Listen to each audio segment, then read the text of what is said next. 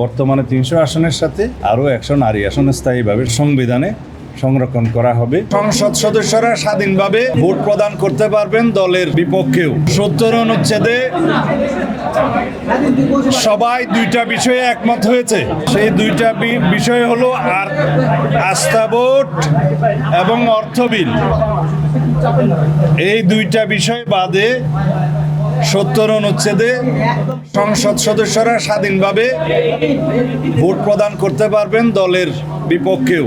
কিন্তু আমাদের আরেকটা অবস্থান আছে, আরও কয়েকটি রাজনৈতিক দল তার সাথে সংবিধান সংশোধনী বিলের বিষয়টি যুক্ত করেছেন, আমরাও করেছি। আমাদের দলের অবস্থান হচ্ছে তার সাথে আমরা লিখিত প্রস্তাবে যেটা আগে দিয়েছিলাম, জাতীয় নিরাপত্তার বিষয় উইদিন ব্র্যাকেট যুদ্ধ পরিস্থিতির মতো কোনো বিষয় থাকলে সেই ক্ষেত্রেও সংসদ সদস্যগণ স্বাধীন থাকবেন না। সিদ্ধান্ত হয়েছে আস্থা ভোট এবং অর্থ বিলের বিষয়টি জাতীয় সনদে উল্লেখ থাকবে, সবাই স্বাক্ষর করতে পারবেন। তবে বাকি দুইটা বিষয় এইভাবে আলাদা সংযুক্তি থাকবে যদি আমাদের দলের নির্বাচনী ইশতেহারে এগুলো আমরা উল্লেখ করি স্পেসিফিক। সেই ক্ষেত্রে আমরা যদি দায়িত্বপ্রাপ্ত হই তখন আমরা এই দুইটি বিষয়ও এখানে সংযুক্ত করতে পারবো।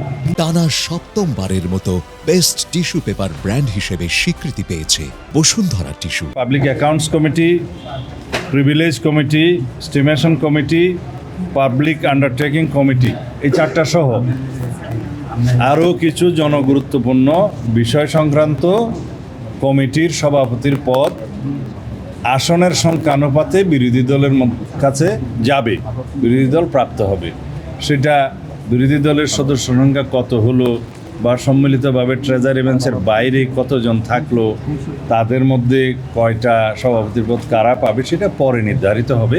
তবে নীতিগতভাবে এটা যে সংখ্যানুপাতিক হারে সেটা বিরোধী দলের কাছে যাবে। আমরা এখন নারী আসন নিয়ে আলোচনা করছি। তা নারী আসনের বিষয়ে এইটুকু হয়েছে যে 100 নারী আসন, বর্তমানে 300 আসনের সাথে আরও 100 নারী আসন স্থায়ীভাবে সংবিধানে সংরক্ষণ করা হবে নারীদের জন্য। সেই বিষয়ে সবাই মোটামুটি একমত। নির্বাচন পদ্ধতি নিয়ে আলোচনা চলছে। আমরা চাই জাতীয় ঐক্যমত সৃষ্টি হোক, আমরা সবাই একটা জায়গায় আসি এবং সংস্কারের মধ্য দিয়ে আমরা আমাদের নতুন গন্তব্যে পৌঁছাই এবং আমাদের সেই শক্তিশালী গণতান্ত্রিক বাংলাদেশ আমরা বিনির্মাণ করি। জুলাইয়ের মধ্যে যাতে জাতীয় সনদ স্বাক্ষরিত হতে পারে।